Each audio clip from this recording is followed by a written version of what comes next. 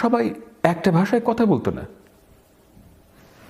Protestant নর্থের সাথে Catholic সাউথের না আছে ভাষার মিল, না আছে খাওয়া দাওয়া কিংবা বসবাসের মিল, কিন্তু তারা বুঝেছিল যে ইউরোপিয়ান কালচারকে একটা প্রোডাক্ট মনে করলে তার আসল কাঁচামালটা ছিল Christian moral code, and this is simply undeniable.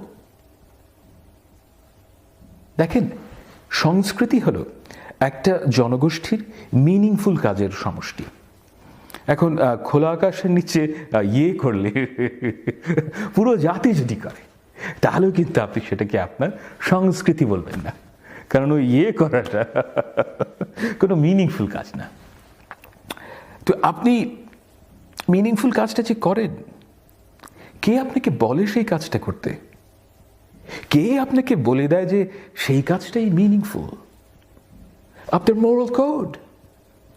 কিন্তু আমাদের সংস্কৃতিওয়ালারা বলছে যে এই মোরাল কোড বাদ দিয়ে বাঙালি মুসলমানকে তার সংস্কৃতি করতে হবে। ইয়েস, আমাদের ভাষা, আবহাওয়া, জেনেটিক্স, অভ্যাস এসব আমাদের সংস্কৃতিকে প্রভাবিত করে, কোনো সন্দেহ নাই।